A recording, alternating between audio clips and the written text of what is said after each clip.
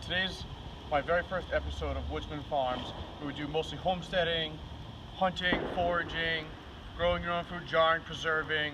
There's plenty of episodes all throughout the year for different times, different things, like shed hunting for one. Both of these are sheds that I had found during the late winter, early spring season. Now we're going to do some early pre-rut to just the rut starting, the main rut chase phase, rattling techniques. Now, you don't need to go crazy with these things. Like where I live in Rhode Island and New England, we don't have 180, 200-inch deer running around like they do in Iowa, Illinois, or even Texas, some of those states where the deer get really big, out west. In the early season, in the pre-rut, you're only going to be tickling these things together. Usually, I won't even hit the grunt call in the early season. The deer aren't getting very vocal yet. If you do, just give like a hello or how are you type of grunt, like a nice and short. When they gets to main rut, when I start to rattle a little bit, I'll give them more of an aggressive grunt. Start grunting a couple times before the rattling, like a deer is challenging another deer.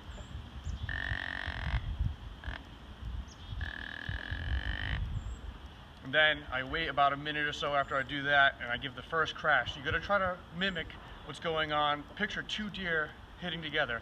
Now, not going crazy, trying to kill each other kind of crazy, because that will scare away a lot of deer that you want to maybe shoot. If you're going after a giant trophy, feel free to smash them really together, but anything that is medium class or smaller most likely won't come into what he thinks is two 14-pointer linebackers fighting each other. So usually I start off with a, like they just locked up and met, and then now they are kind of pushing each other around. I'll grind them together like that, pull them back, give them a one rack, and then stop. Always pause a little bit in between. You don't want to be, deer just aren't doing that in the woods. Any buck that hears that is going to be like, oh, I'm out. So this is kind of like a 2-minute session, 1.5 minute session I'll start with right here.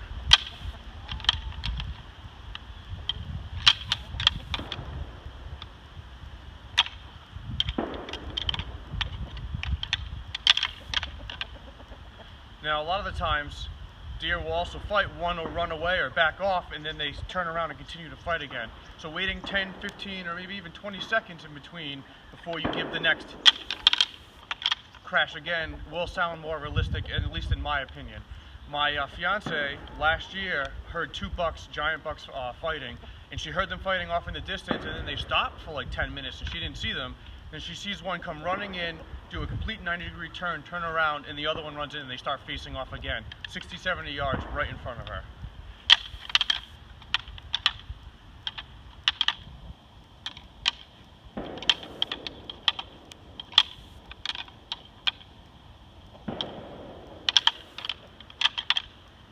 I would pause for about 15, 20 seconds right now, but I'm not going to pause that whole time and make you guys wait.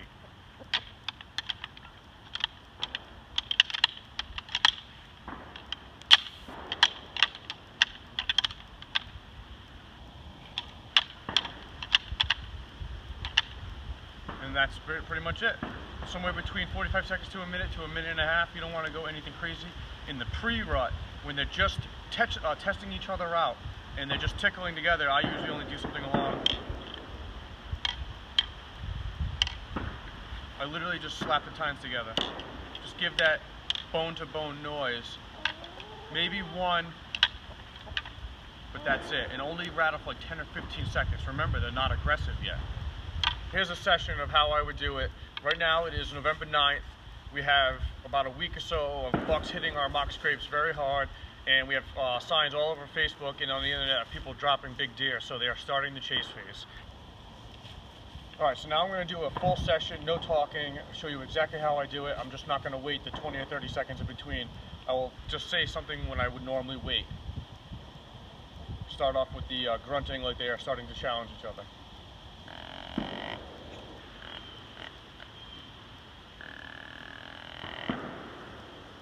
Now you could throw a snort wheeze or two in there, but I use that as a last resort. Like I'm going to scare deer away.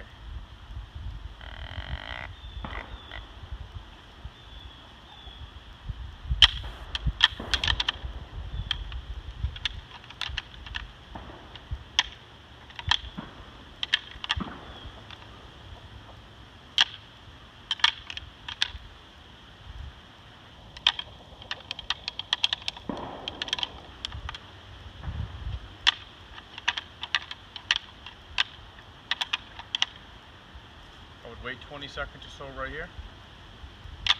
A little vicious hard attack.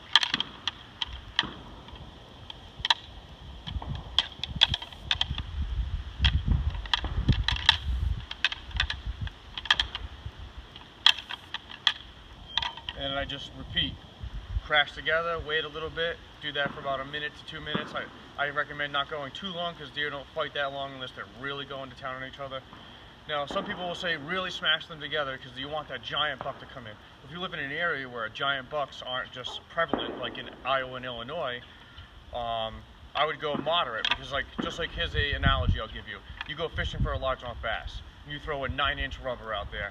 Obviously you can catch giant fish with that, but a lot of the medium, nice size fish you might not catch.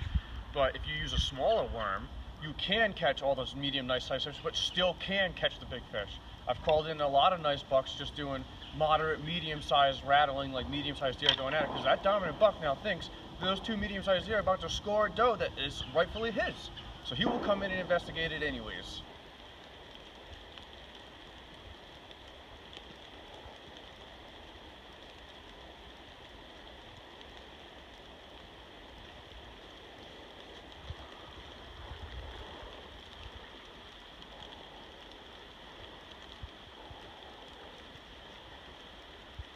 So see, this morning, me and my fiance went out hunting, and my trail camera has been showing, I have this 10-pointer coming out and checking out my scrape, but he only comes mostly nocturnal right now, but I know it's only a matter of time.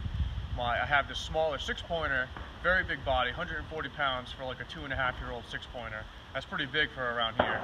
And I knew that he was coming in at around 7 in the morning every day, so I snuck into my stand for 6 o'clock, and my very first rattle session at 6:15, he came in 5 minutes later, came right into 15 yards before he even, I don't think he smelled me. My wind was going that way, but he didn't react like he smelled me. He looked right up at me and saw me and didn't like what he saw. And I actually videoed him because I knew right away when I saw him that was a deer I was going to pass. I'm waiting for that 10-pointer. I've also rattled in multiple spikes in the last week or so at this very property, so I know that the bucks and the deer are moving through there. That deer, it's only a matter of time till he comes through. Well, thank you for watching Woodsman Farms. I hope you tag a big buck with this technique. Hit the link, subscribe, and hopefully I can get another episode up next week, maybe 2 weeks from now. I'm just starting out. I'm literally using an iPhone 6s Plus and one GoPro camera for everything I'm doing right now. Trying to get my channel established and get everything going before I get too heavily into it. So with your support, I will continue to make more. Good luck out there in those woods. Alright, so as a little bonus finish to the end of this episode, I always get requests on how do you cook venison? A lot of my private property owners, I split the deer with them to keep them happy so that I can keep going there year after year.